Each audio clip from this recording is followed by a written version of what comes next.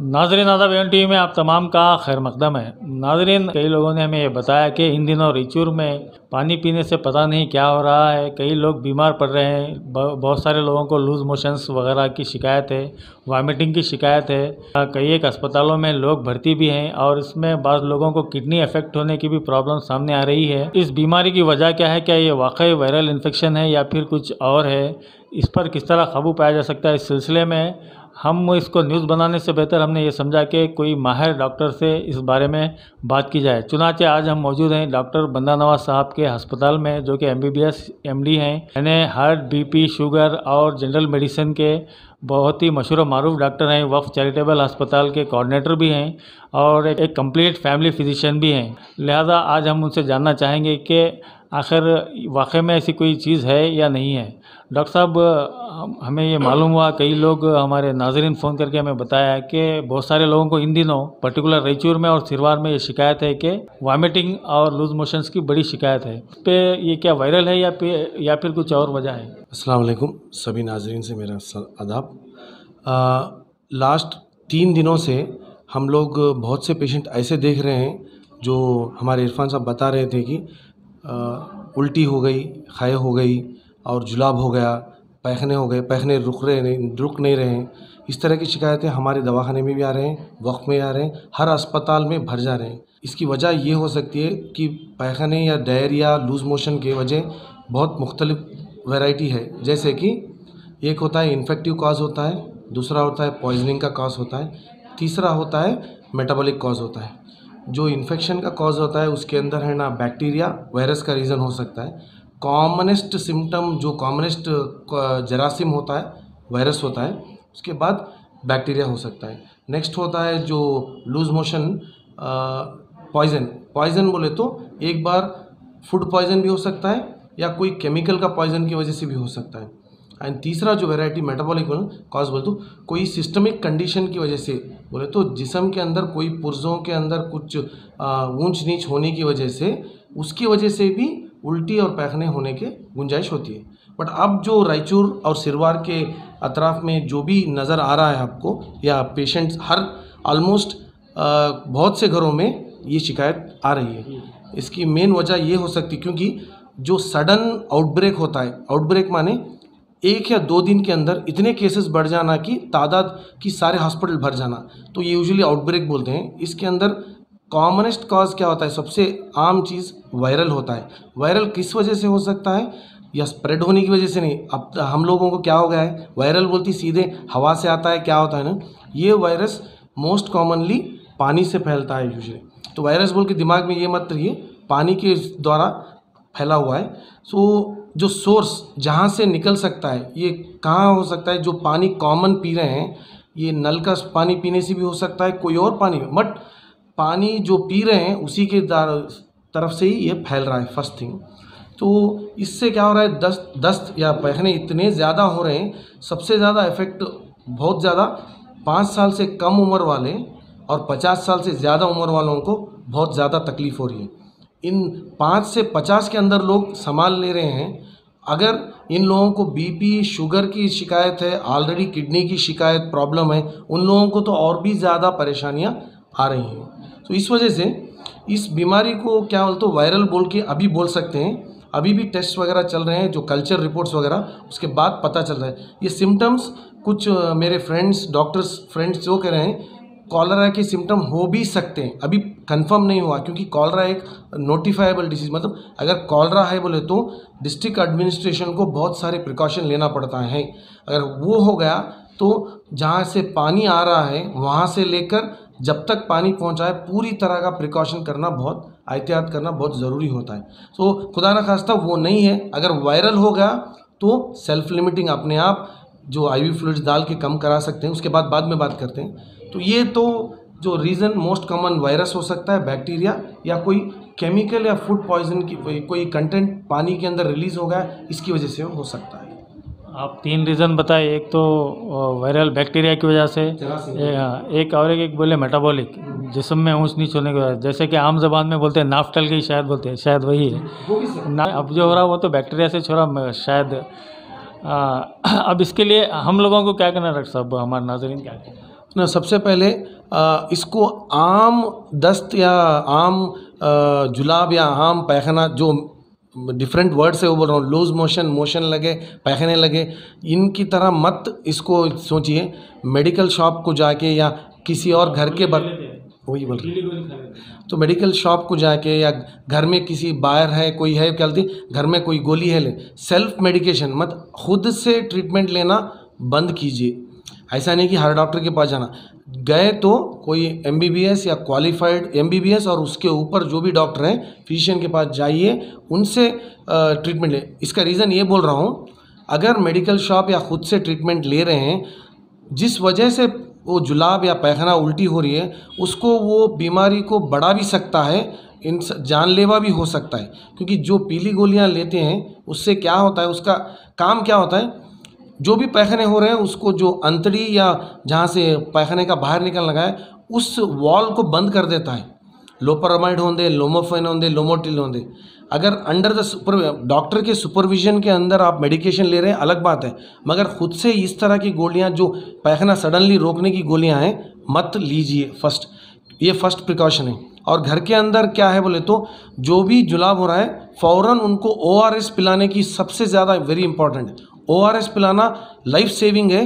वो छोटा बच्चा हो, 1 साल का हो, कुछ भी हो, या 60 साल का बुढ़ा हो, हर एक के लिए ORS देना बहुत, और ORS बनाने के लिए भी बहुत इम्पॉर्टेंट है।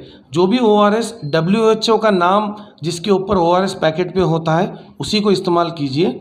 और जो पानी इस्तेमाल कर रहे हैं, जैसे कि ये पैकेट आता है जिसके अंदर एक पैकेट के अंदर 1 लीटर का ORS का घोल बना सकते हैं, अगर वो पैकेट को पानी फर्स्ट गरम करके उबाल के ठंडा करा हुआ पानी ही इस्तेमाल कीजिए ORS का सॉल्यूशन बनाने के लिए। नहीं तो जो RO फिल्टर्ड वाटर होता है, मुझे पता है हर कोई के पास RO फिल्टर नहीं होता है, जिसके पास है वो RO filter, normal regular filter से भी जरासीम नहीं मरते। रेगुलर फिल्टर से क्या होता है, जो भी पानी के अंदर सस्पेंडेड पार्टिकल्स रहते हैं वो क्लियर होता है, मगर अंदर के जरासीम जो आँखों नेकेड आइज आँखों से नहीं दिखते हैं वो नहीं ये होता है। But RO reverse osmosis, RO के जो फिल्टर्ड वाटर रहता है उसके अंदर डेफिनेटली होता है। पानी उबालिए, इस्तेमाल कीजिए। ORS को पिलाना बहुत ज़रूरी है। अगर ये ORS पिलाने के बावजूद भी वीकनेस नहीं कम हो रही है या उल्टी जुलाब कंट्रोल नहीं हो रही है, तो तुरंत अपने नज़दीकी कोई भी अस्पताल जो क्वालिफाइड डॉक्टर है, मैं बोल रहा हूँ क्वालिफाइड डॉक्टर इसलिए बोल रहा हूँ, ये जो जुलाब और दस्त है ये आम दस्त जुलाब नहीं है, उल्टी हैं, इसके लिए कोई अच्छा डॉक्टर ही ज़रूरी होता है। अपने नज़दीकी कोई भी क्वालिफाइड डॉक्टर के पास जाइए। वो डिहाइड्रेशन के लेवल को देखकर IV फ्लूइड्स जो ग्लूकोज लगाते हैं, IV फ्लूइड्स बोलते हैं ना, RL DNS वगैरह, ये लगाना बहुत ज़रूरी बन जाता है। क्योंकि अगर इंसान को दिन में 10 के ऊपर जुलाब हो रहे हैं तो बहुत ज़्यादा सीवियर डिहाइड्रेशन होने की वजह से किडनी के ऊपर भी असर पड़ सकता है। अभी भी जितने भी अस्पताल हैं, बहुत से लोगों की क्रिएटिनिन वैल्यू बढ़ गई है। क्रिएटिनिन क्या है, किडनी कैसा काम करती है वो इंडिकेटर है, जिससे किडनी बंद हो गई नहीं, ये डिहाइड्रेशन की वजह से किडनी के ऊपर जो पानी की कमी हो जाती है उस वजह से क्रिएटिनिन ज़्यादा बढ़ जाता है। इसकी वजह से अगर क्रिएटिनिन का लेवल बहुत ज़्यादा बढ़ गया तो क्रिएटिनिन किडनी फेल होने की गुंजाइश भी होती है। इस वजह से फ़ौरन जब भी देखें अपनी ज़ुबान को देखिए, ज़ुबान के अंदर अगर पिंकिश है या गुलाबी है ठीक है, अगर वाइट हो गई, कोटेड हो गई, उस पर तो डिहाइड्रेशन ज़्यादा होगा। ज़बान सूख रही है, गला सूख रहा है, डिहाइड्रेशन ज़्यादा हो रहा है, तो इमीडिएटली उनको IV फ्लूइड्स डालना बहुत ज़रूरी है। क्योंकि जिनको उल्टियाँ लगी रहती हैं उनको ORS देना बहुत मुश्किल होता है, तो IV फ्लूइड्स लगाना बहुत अहम और ज़रूरी होता है। इससे क्या होता है, आपकी किडनी को बचा सकते हैं। तो दवाखाने में जाके ही लगाइए, घर में कोई ट्रीटमेंट, कोई ग्लूकोज लगाना रिस्क मत लीजिए। क्योंकि क्या होता है, हर एक का बॉडी वेट के हिसाब से ट्रीटमेंट देना पड़ता है। तो दवाखाने में डॉक्टर है ना, वही कैलकुलेट करके देते हैं। घर में कोई मेडिकल नॉलेज रखता है या नर्स है, वार्ड बॉय है, कोई जो IV कैनुला डाल, वहाँ पे ओवर क्या बोलते हैं हाइड्रेशन करके, फिर भी जी डिहाइड्रेशन होना भी किडनी के लिए डेंजर है और ज़्यादा फ्लूइड डालना भी किडनी के लिए डेंजर है। तो इस वजह से अपने से कुछ मत डिसाइड मत कीजिए, डॉक्टर के पास जाना बहुत अहम और ज़रूरी है।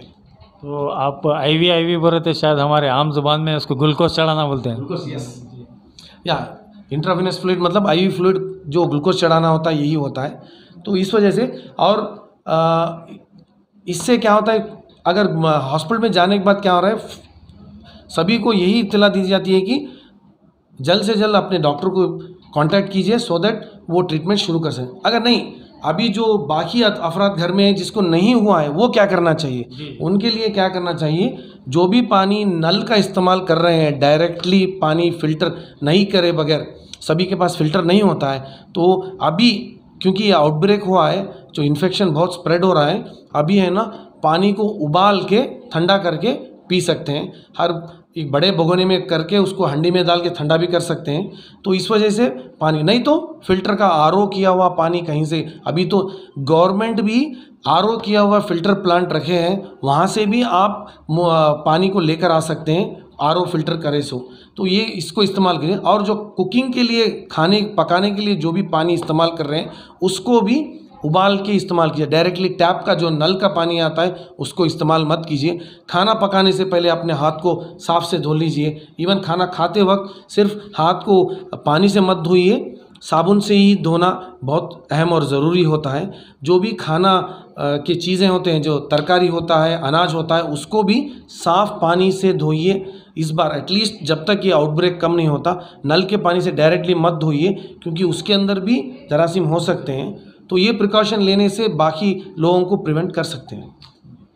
शुक्रिया डॉक्टर साहब। ये थे डॉक्टर बंदा नवाज जो आपको बता रहे थे कि आउटब्रेक किस तरह हुआ है और किस तरीके से हमें एहतियात करना चाहिए। इनका दो मशवरे बहुत ही अच्छे लगे मुझे भी। एक, वो पीली गोली खाने से इसलिए परहेज़ करना चाहिए कि इन्फेक्शन तो अंदर वैसे ही रह जाता, आपका मोशंस रुक सकते हैं।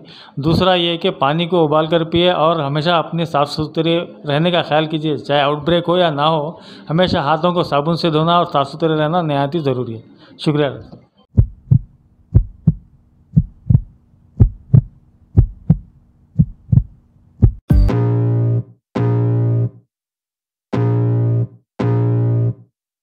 I can feel the blood creeping up from the heathens. Got will, got fight, got pride, got reason. If they wanna go eat, then you know I'm gon' feed them. If you're coming for me, hope you're ready for a demon. I got eyes in the back of my head, I'm seeing. Take me for granted and you know I'm leaving. I'ma take what's mine with the webs I'm weaving. I could take this crowd from seeing to believing. Got a taste for blood and my tongue keeps bleeding. From the words I spit, so sharp, so freezing. So cold, behold, frostbite they feeling. I could tear you apart or I could go heal them. Don't believe in fate, don't believe in ceilings. I just need a taste and my mind starts peeling. I don't pace myself, I grind on kneeling. Got lust for change, I just love the feeling.